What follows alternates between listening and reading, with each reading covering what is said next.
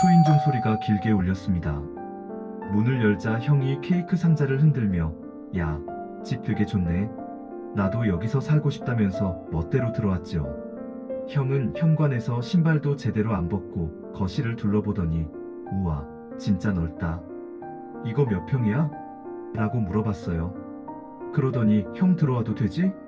어차피 방 하나 남자나라며 당연하다는 듯이 말하더라고요. 안녕하세요. 저는 태준입니다. 올해 35살이고 회사에서 격리 업무를 하고 있어요. 오늘 들려드릴 이야기는 정말 철없는 형과의 이야기예요. 싱크대 위에는 내일이 기한인 월세 고지서가 놓여 있었는데 형이 그걸 보더니 월세 200만 원이나 해? 비싸네. 나 여기 있으면 반반 내면 되겠다라고 하더라고요. 아무도 같이 살자고 한 적이 없는데 말이에요. 형은 저보다 5살 위인데 나이만 위지 정신 연령은 중학생 수준입니다. 어떻게 하지라는 고민은 없고 어떻게든 되겠지만 있는 사람이거든요. 케이크 상자를 식탁에 올려놓더니 조카 좋아할 거야. 참, 이거 네 카드로 샀어라고 태연하게 말하더라고요. 제 지갑에서 카드를 언제 빼갔는지도 모르겠어요. 형, 내 카드를 언제 가져갔어? 제가 그렇게 물으니까 미안. 깜빡했네. 나중에 갚을게라며 전혀 미안해하지 않더라고요. 아내가 형한테 언제까지 계실 건가요? 라고 조심스럽게 물어봤더니 글쎄, 아직 모르겠어요. 취업될 때까지? 아니면 좋은 집 나올 때까지? 라고 하면서 완전히 눌러앉을 기세더라고요. 형은 42인데도 내가 형인데 왜 이렇게 따지냐는 식으로 나와요. 나이 순서만 앞선다고 특권의식이 하늘을 찌르거든요. 형은 동생 집이 넓을 때 나 방 하나 써도 되지? 라며 마음대로 짐을 들여놨습니다. 제가 같이 살자고 한 적이 없는데 알아서 이사 온 거예요. 일주일만 있을게라고 했는데 벌써 2달이 넘었어요. 형 일주일이 지났는데 라고 말하면 벌써? 시간 참 빠르네. 조금만 더 있을게라고 하더라고요. 거실 불빛이 밤마다 환했는데 형이 새벽 2시까지 텔레비전을 크게 틀어놓고 보거든요. 형, 너무 시끄러워. 아이가 잠들었어 라고 하면 미안. 깜빡했어 라고 하면서도 소리는 그대로예요. 냉장고 문에는 카드 사용 영수증이 하나둘 붙었는데 모두 형이 제 카드로 결제한 것들이었어요. 치킨 3만원, 술 5만원, 담배 5천원. 하루에 이런 식으로 10만원씩 써대더라고요. 형, 이거 다 뭐야? 라고 물으면 그거? 친구들이랑 만났는데 카드가 없어서 나중에 다 갚을게라고 하는데 갚아본 적은 한 번도 없어요. 형은 나 원래 숫자에 약해. 돈 계산 이런 거 못해라면서 대수롭지 않게 넘기려고 해요. 42 먹은 어른이 돈 계산을 못한다고 하니까 할 말이 없더라고요. 아내가 형님, 생활비 조금만 보태주시면 안 될까요? 라고 했더니 그거? 나 지금 돈 없어. 취업하면 다 줄 테니까 걱정 마라고 하면서 전혀 부담스러워하지 않더라고요. 형은 매일 오후 2시에 일어나요. 그러고는 배고프다며 냉장고를 뒤져서 있는 거 다 꺼내 먹어요. 아이 이유식용으로 사놨던 과일까지 먹어버리더라고요. 형, 이거 아이 먹이려고 산 거야 라고 하면 그래. 몰랐네. 미안 하면서도 계속 먹어요. 말로만 미안하다고 하지 행동은 안 바뀌거든요. 어머니가 과수원 땅을 팔아서 형 사업 정리해 주신 걸 아는데도 어머니가 나한테만 야박하다고 투덜거려요. 다른 집 부모들은 자식 뒷바라지 평생 해주는데 라면서요. 형, 엄마가 얼마나 도와주셨는데 그런 말을 하는 거야? 라고 하면 그게 부모 역할 아니야? 뭔 소리야 라며 오히려 되묻더라고요. 형은 28살 여자친구를 데리고 와서는 내 여자친구야. 이쁘지? 라고 자랑하더라고요. 처음 보는 저희한테 스킨십까지 보여주면서요. 그 여자친구가 오빠 나 배고파라고 하니까 형이 태준아 뭐 좀 시켜 먹자라면서 당연하다는 듯이 말하더라고요. 당연히 제가 사줄 거라고 생각하면서요. 동생 카드 빌려줘. 금방 갚을게 하면서 제 지갑을 뒤지더라고요. 제가 형, 이러면 안 되지라고 하니까 뭘 그런 걸로 그래. 형제끼리 나눠 쓰는 게 당연한 거 아니야? 라며 전혀 미안해하지 않더라고요. 여자친구는 명품 가방을 들고 다니면서 오빠, 이것도 사줘, 저것도 사줘라고 하더라고요. 형은 그래, 다 사줄게 하면서 제 카드로 계산하고요. 형, 이거 좀 선 넘은 것 같아요 라고 말했더니 왜? 내가 언제 안 갚겠다고 했어? 동생이 참 각박해졌네 라면서 오히려 저를 나쁜 사람으로 만들더라고요. 형의 여자친구가 오빠 여기 불편해. 다른 데서 살자라고 하니까 형이 아니야 여기가 좋아. 공짜로 살 수 있잖아 라고 대답하더라고요. 제 앞에서요. 형, 공짜가 아니야. 생활비가 늘어나고 있어라고 하니까 생활비? 원래 너희도 쓰던 거 아니야? 나 하나? 더 늘어난다고 얼마나 늘어나겠어라고 하더라고요. 전기료가 2배로 나왔다고 하니까 그래. 요즘 전기료가 많이 올랐나? 보내라며 자기 때문이라는 생각은 전혀 안 하더라고요. 아이가 삼촌 언제 집에 가? 라고 물어보니까 형이 왜? 삼촌이 싫어? 라면서 아이한테 되묻더라고요. 아이가 아니에요 라고 하니까 그럼 됐네. 삼촌이랑 계속 살자라고 하고요. 아내가 형님, 아이가 자기 방을 쓰고 싶어해요 라고 하니까 그래. 그럼 거실에서 자면 되지 뭐. 나는 상관없어 라고 하더라고요. 아이가 제 방에서 못 자게 된다는 건데 전혀 신경 쓰지 않더라고요. 요즘 젊은 애들은 형한테 이렇게 하나? 참 각박해졌네 라는 말을 입에 달고 살아요. 본인은 아무 잘못이 없고 세상이 각박해졌다고 생각하거든요. 형은 또 한 번만 더 빌려달라고 했는데 이번에는 500만 원을 달라고 하더라고요. 뭐 했을 건데? 라고 물으니까 사업 아이템이 있어. 대박 날 거야 라면서 근거 없는 자신감을 보이더라고요. 거실에는 향수 냄새가 진했는데 여자친구가 뿌리고 다니는 비싼 향수였어요. 그걸 제 카드로 샀다는 걸 나중에 알았거든요. 명품 상자들이 거실에 쌓여 있는데 형이 어때? 내 여자친구 예쁘게 꾸며줬지? 라면서 자랑하더라고요. 제 돈으로 산 건데도 자기가 해준 것처럼 자랑하더라고요. 총 200만 원 넘게 썼어라고 하니까 그래? 그렇게 많이 썼나? 잘 몰랐네라며 전혀 심각하게 받아들이지 않더라고요. 저는 결국 그만해라고 욕을 했고 아내도 이렇게 되면 우리 가정이 망가진다고 말했어요. 형은 뭘 그런 걸로 화내냐? 내가 언제 갚지 않겠다고 했어? 라며 짜증을 내더라고요. 형, 언제 갚을 건데? 구체적인 계획이라도 있어? 라고 물으니까 계획? 그런 거 왜 미리 세워? 되는 대로 하지 뭐라면서 대충 넘어가려고 하더라고요. 형이 여기 온 후로 한 달에 100만 원. 아니 생각해보니 200만 원은 더 나가라고 하니까 겨우 1, 200만 원 가지고 그러냐? 동생이 참 쪼잔해졌네라고 하더라고요. 쪼잔한 게 아니라 나도 내 가정이 있어라고 하니까 가정? 나도 네 가족 아니야? 형을 남 취급하네라면서 오히려 섭섭하다는 식으로 나오더라고요. 형의 여자친구가 오빠, 나는 이런 데서 못 살겠어. 너무 눈치 보여라고 하니까 형이 그래. 그럼 우리 나가서 살까? 라고 하더라고요. 그런데 나가서 살려면 돈이 필요하잖아요. 그래서 태준아, 전세 보증금 좀 빌려줄 수 있어? 나중에 다 갚을게라고 하더라고요. 3천만 원을 빌려달라는 거였어요. 형, 정신 나갔어? 3천만 원을 어떻게 빌려줘? 라고 하니까 어차피 너 쓰지도 않는 돈이잖아. 형이 잠깐 쓰고 갚을게라고 하더라고요. 형 말은 믿을 수가 없어요. 지금까지 갚아본 적이 한 번도 없잖아라고 하니까 야, 동생이 형한테 어떻게 그런 말을 해? 싸가지가 없네라며 화를 내더라고요. 며칠 뒤 형이 큰일 났다면서 울상을 지으며 찾아왔어요. 뭔 일이야? 라고 물으니까 여자친구가 돈 가지고 도망갔다는 거였어요. 무슨 돈? 라고 하니까 카페 차리려고 모은 돈 다 가져갔어 라고 하더라고요. 그 돈이 다 제 카드로 쓴 거라는 건 말 안 하고요.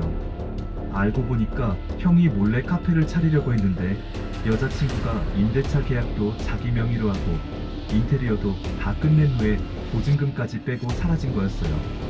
형, 그럼 내가 카드로 쓴 돈은 다 어떻게 된 거야? 라고 물으니까 그건 카페 만드는데 다 들어갔어라고 하더라고요. 임대인한테 가서 확인해 보니까 정말로 보증금을 다 빼고 나간 게 맞았어요. 계획적으로 한 일이었더라고요. 형, 그럼 내 돈은 누가 갚는 거야? 라고 하니까 나도 피해자야. 나도 당했다고라며 자기도 억울하다는 식으로 나오더라고요. 피해자가 누군데? 내 돈으로 그 여자한테 선물 사준 거 형 아니야? 라고 하니까 그건 몰랐어. 그 여자가 그럴 줄은 몰랐다고라고 하더라고요. 몰랐다고 내 돈이 돌아와? 라고 하니까 그러게 말이야.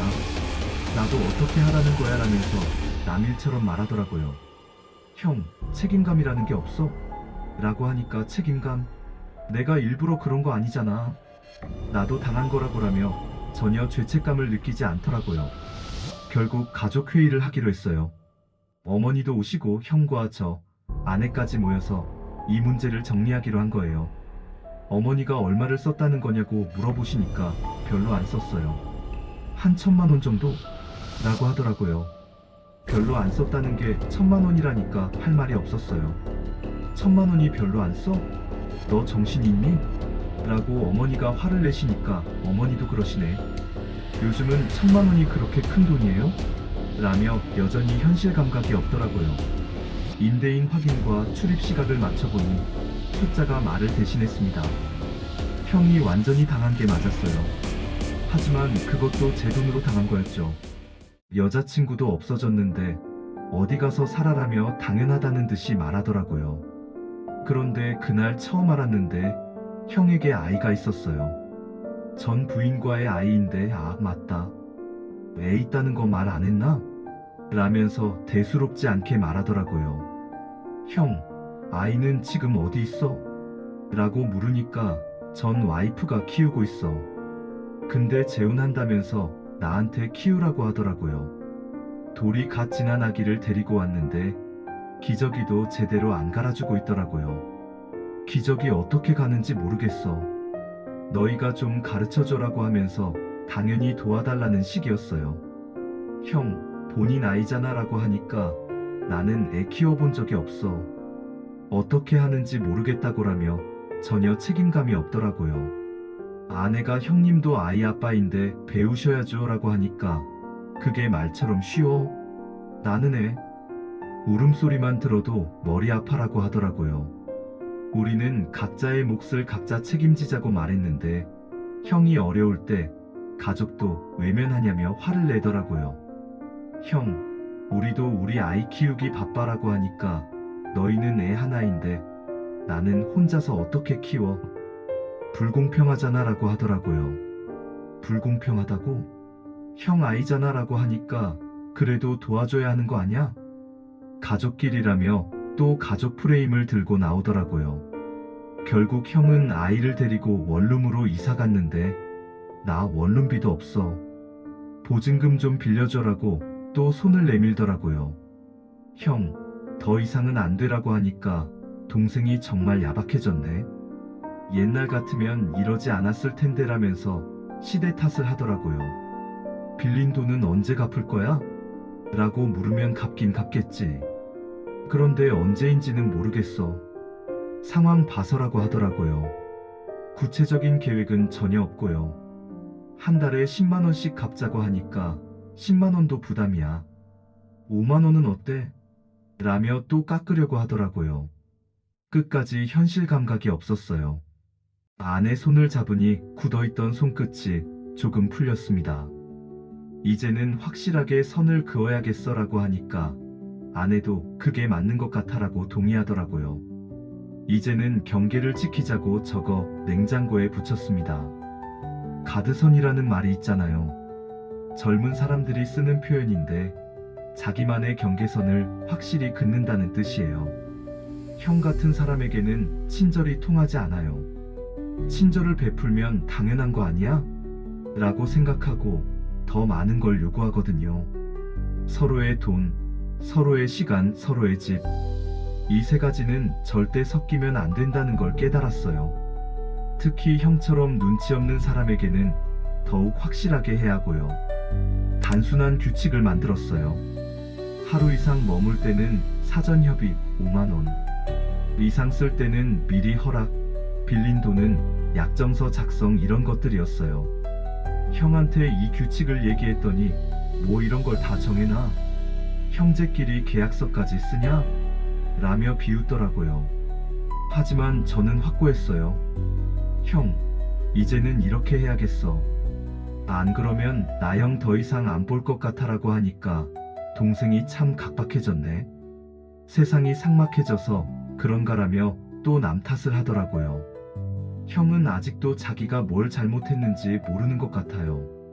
나는 그냥 가족끼리 도우면서 살자고 한 건데 왜 이렇게 시비냐는 식이거든요. 가족 규칙을 정해놓고 보니까 확실히 마음이 편해졌어요. 더 이상 눈치 볼 필요도 없고 미안해할 필요도 없어요. 규칙이 있으니까요. 형이 가끔 그때가 좋았는데 라면서 예전을 그리워하는 말을 하는데 저는 지금이 더 좋아요라고 대답해요. 솔직한 마음이거든요. 무조건 희생이 사랑이 아니라는 걸 배웠어요. 오히려 적절한 거리를 유지하는 게 서로에게 더 좋을 수 있다는 걸 말이에요. 형 같은 사람은 경계가 없으면 끝없이 들어와요. 그래서 확실한 선을 그어주는 게 오히려 친절일 수 있어요. 이제는 형이 돈 좀 빌려줘라고 하면 약정서 쓰고 이자도 정하고 갚을 날짜도 정하자고 해요. 그러면 형이 그럴 바에야 말자라고 하더라고요.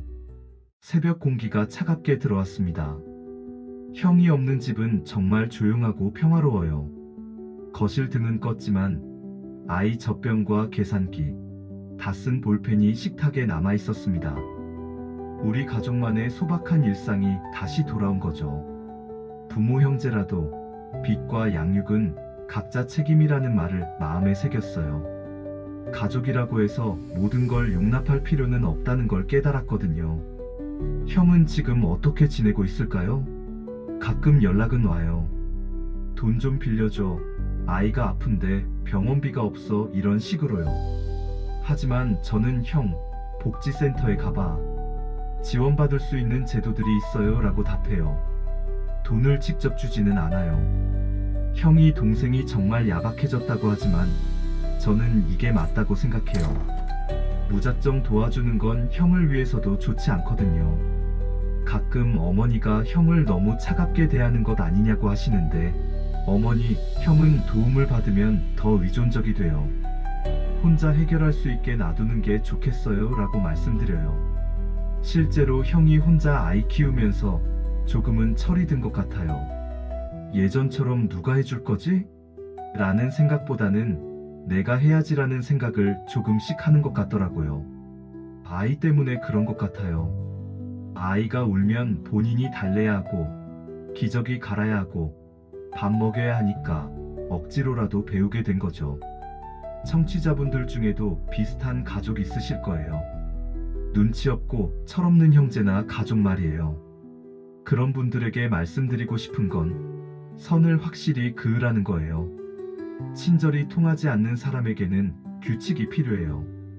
감정적으로 접근하지 말고 시스템적으로 접근하세요. 오늘은 여기까지입니다. 우리는 그 선에서 버팁니다. 가족이라고 해서 모든 걸 용납할 필요는 없어요. 때로는 거리두기도 사랑의 한 방법이니까요. 여러분이라면 어떻게 하시겠어요? 철없는 가족을 끝까지 감싸 안으시겠어요? 아니면 선을 그으시겠어요? 안녕하세요. 저는 형제가 아닌 친구한테 이런 모습을 본 적이 있습니다. 초, 중, 고등학교를 다 같이 다녔던 친구였는데요. 하지만 지금 저도 이제 40대를 보고 있는 나이라 왜 그때는 말을 못했는지 잘 모르겠어요. 오히려 이런 친구한테 지금 연락이 오면 피하거나 싫다고 단호하게 말할 수 있는데 말이죠. 지금이라도 저는 동생 선택이 맞다고 생각합니다. 오늘도 시청해주셔서 감사합니다.